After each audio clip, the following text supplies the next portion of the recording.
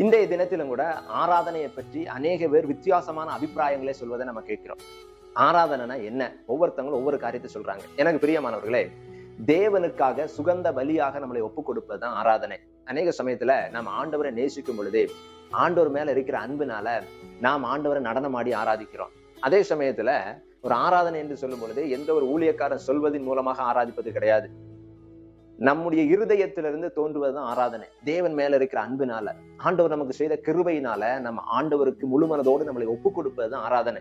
இப்படி ஒரு மனுஷன் ஆராதிக்கும் பொழுது அதை யாருமே தடை பண்ணக்கூடாது. அது ஒருவேளை நடனமாடி ஆராதிக்கலாம், சத்தம் போட்டு ஆராதிக்கலாம், தன்னுடைய இருதயத்துல ஆண்டவர் மேல இருக்கிற விருப்பங்களை தெரிவித்து ஆண்டவரை கூச்சல் போட்டு ஆராதிப்பது இது ஒருபோதும் தவறு கிடையாது. வேத புஸ்தகத்துல நம்ம தாவீதை பார்க்கும் பொழுதே அவர் நடனமாடி ஆண்டவரை ஆராதித்தார்.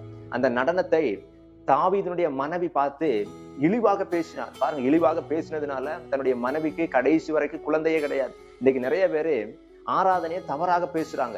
அப்போ நம்ம ஆராதனை யாருக்கு கொடுக்கிறன்னு தான் முக்கியம். மனுஷனுக்கு கொடுக்கமா, இல்ல ஊழியர்கள் சொல்லுகிறது நிமித்தமாக நம்ம ஆராதிக்கிறோமா, நம்முடைய இருதயத்திலிருந்து உண்மையாக ஆண்டவருக்காக ஆராதனை கொடுக்க வேண்டும் என்று கொடுக்கிறோமா, இதுதான் முக்கியம். உங்களுடைய இருதயத்திலிருந்து ஆண்டவருக்கு ஆராதனை கொடுக்க வேண்டும் என்றால் நீங்க எப்படியும் ஆராதிக்கலாம், நடனமாடி ஆராதிக்கலாம், உங்களுடைய முழு பலத்தோடு முழு ஆத்மாவோடு ஆண்டவர் ஆராதிக்கலாம். எனக்கு பிரியமானவர்களே, இந்த வார்த்தையின் மூலமாக கர்த்தர் உங்களை ஆசீர்வதிப்பாராக.